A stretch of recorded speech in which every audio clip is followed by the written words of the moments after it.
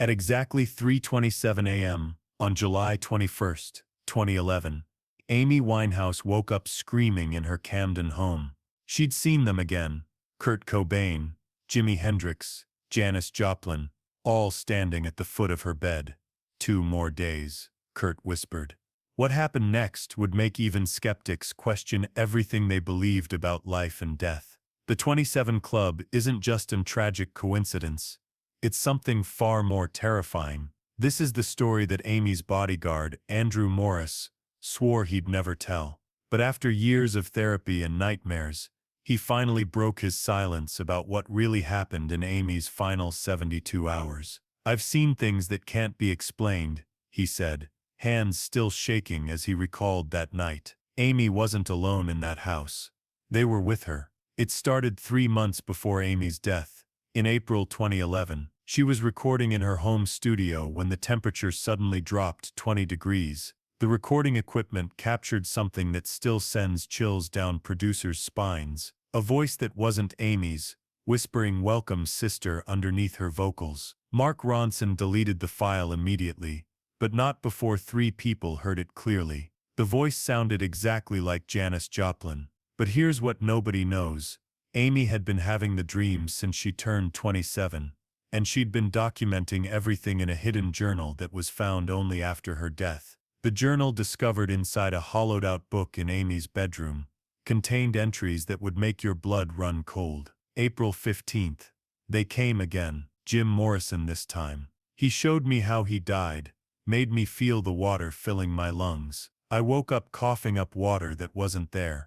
Blake thinks I'm going crazy, but I know what I saw. May 3rd, Kurt explained the rules. Once you're marked for the 27 Club, you start seeing us in the final year. We're not ghosts, we're messengers. He says I have a choice, but every time I ask what choice, he disappears. His eyes are so sad. He keeps saying, "Don't make my mistake." June 1st, Jimmy played guitar in my living room last night. I could hear it clear as day, but when I recorded it on my phone it was just static. He played Purple Haze, but the lyrics were different. They were about me. How is that possible? The song knew things about me nobody knows. Amy's housekeeper, Maria Rodriguez, confirms strange occurrences during this period. Miss Amy would have full conversations with empty rooms, she recalled. At first I thought it was the drugs, but she was sober during many of these episodes. Once I saw her pour 5 glasses of wine and set them around the table.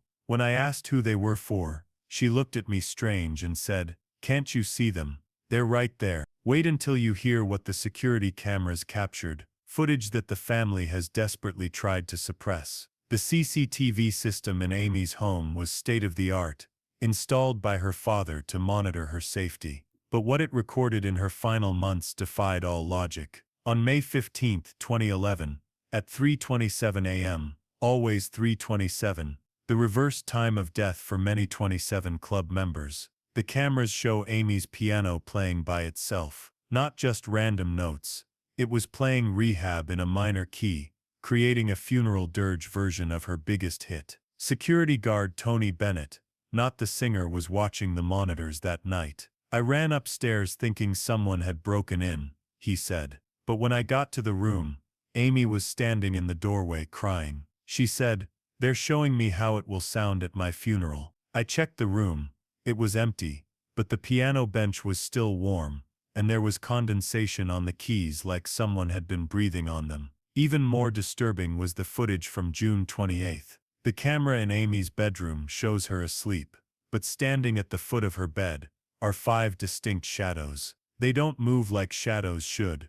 They have depth, dimension, and at one point one seems to reach out and touch Amy's foot. She jolts awake, looks directly at them, and says clearly, "I'm not ready yet." The shadows dissolve, but the temperature reading on the camera drops from 72 degrees Fahrenheit to 43 degrees Fahrenheit in 3 seconds. But the most shocking part was when Blake received a phone call from Amy's number while she was passed out next to him.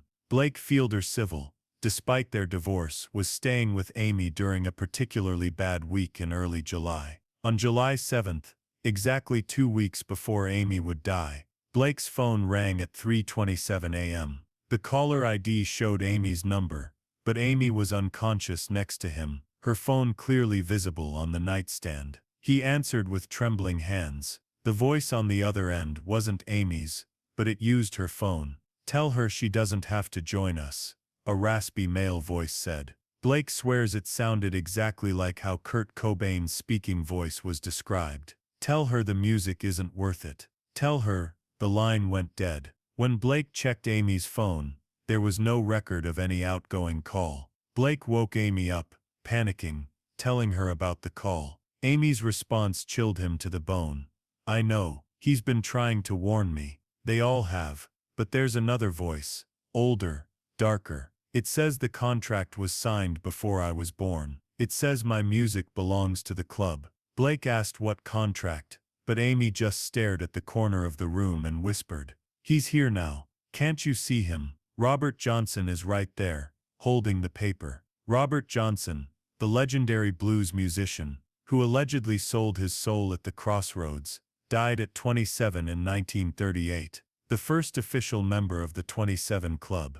Amy claimed he visited her most frequently, always holding what she described as a contract written in languages that hurt to read. You won't believe what Amy's doctor discovered during her brain scans. Activity in regions that should have been impossible. Dr. Christina Romete had ordered an MRI scan for Amy in June 2011, concerned about potential brain damage from substance abuse. But what the scan revealed defied medical explanation. During the scan, while Amy was completely still in the machine, the temporal lobe, associated with auditory processing, showed activity as if she were having a full conversation. The visual cortex lit up as if she were seeing vivid images, despite her eyes being closed. "In 30 years of neurology, I've never seen anything like it," Dr. Romete admitted. Her brain was showing responses to stimuli that weren't there, or at least stimuli we couldn't detect. At one point,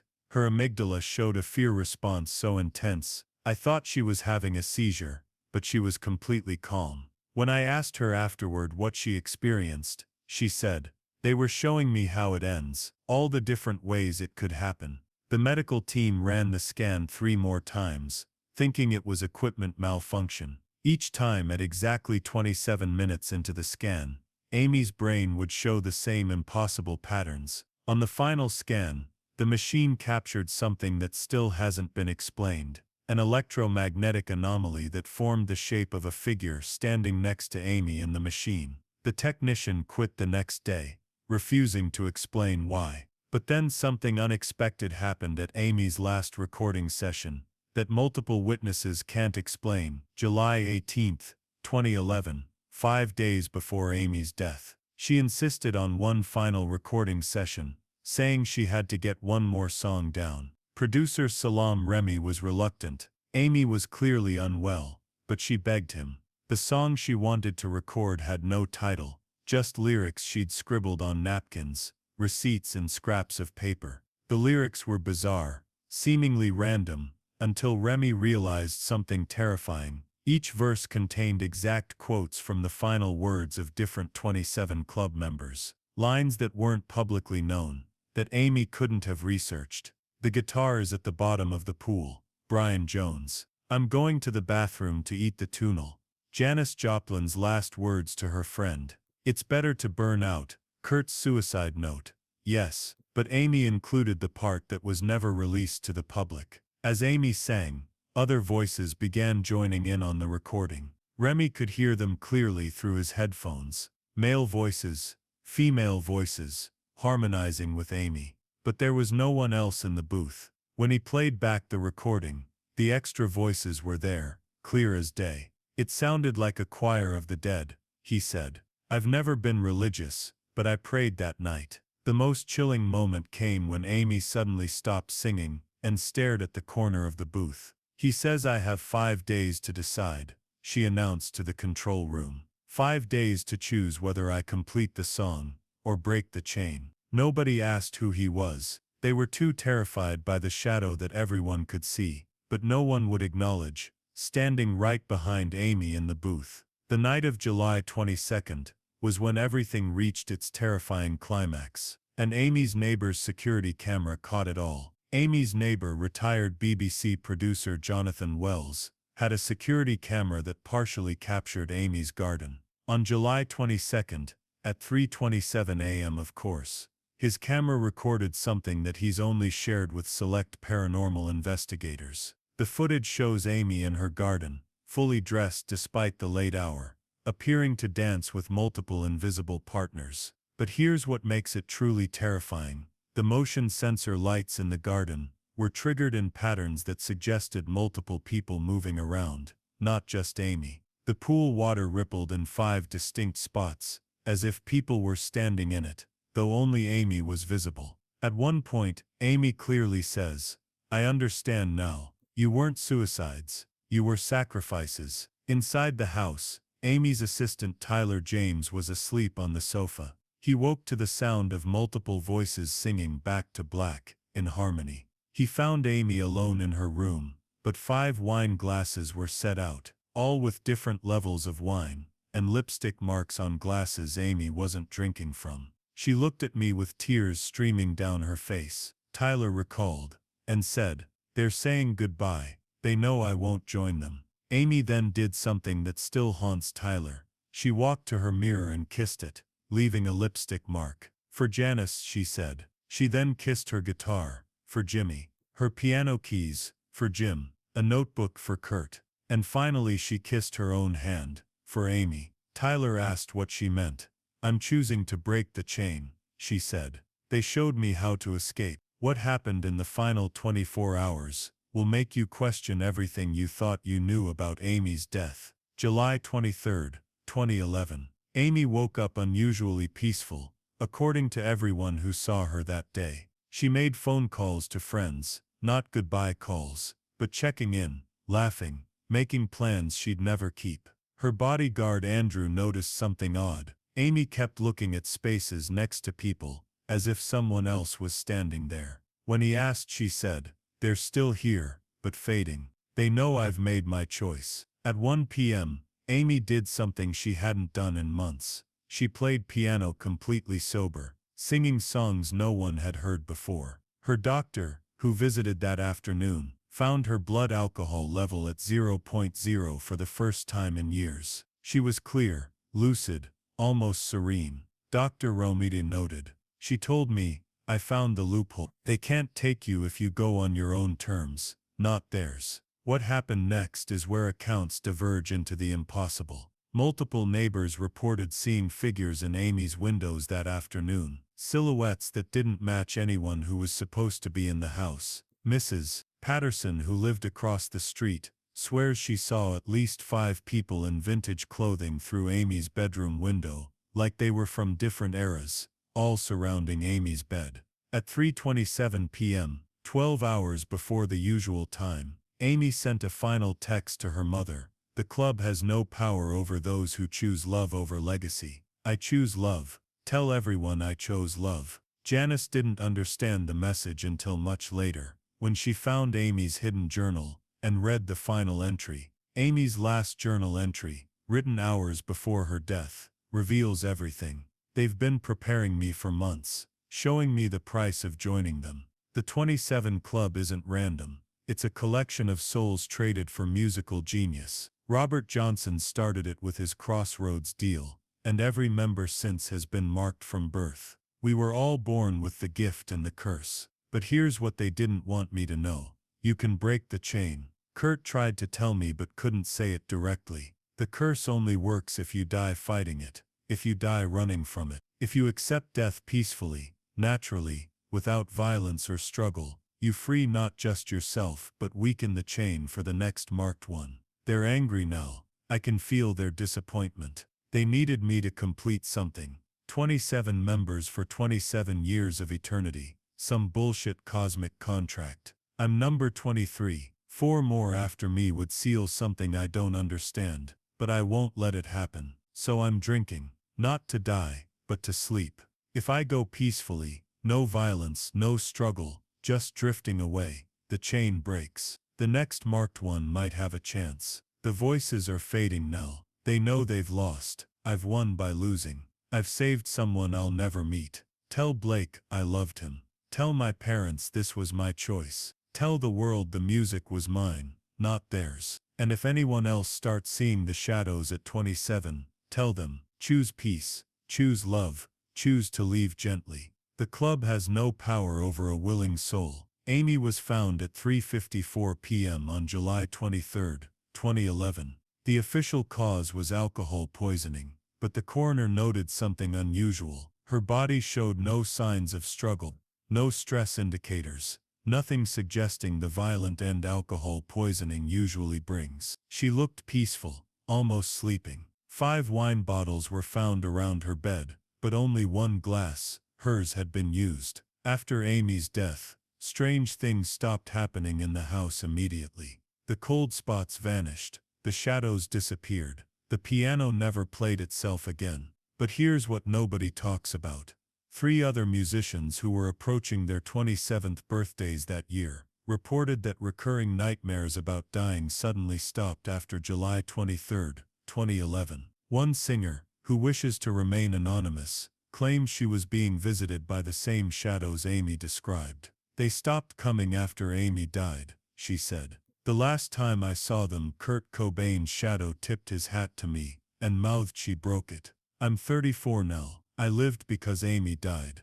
Blake found something else in Amy's belongings, a list of names and dates. They were musicians, all born in specific years, all who would turn 27 in the coming decade. Next to each name, Amy had written "warn them." Blake and Tyler spent years quietly reaching out to these artists. Most thought they were crazy, but 3 admitted they'd been experiencing things. All 3 survived past 27. Dr. Romita kept Amy's brain scans and compared them to other artists who died at 27. She found something chilling, similar anomalies in scans taken of Kurt Cobain and Jim Morrison before their deaths, buried in medical archives. There's something here science can't explain, she admitted. Some pattern we don't understand. The recording from Amy's last session was destroyed at her family's request, but Salam Remy kept one copy in a safety deposit box. He's only played it once, to a gathering of musicians on the anniversary of Amy's death. Everyone who heard it reported the same thing.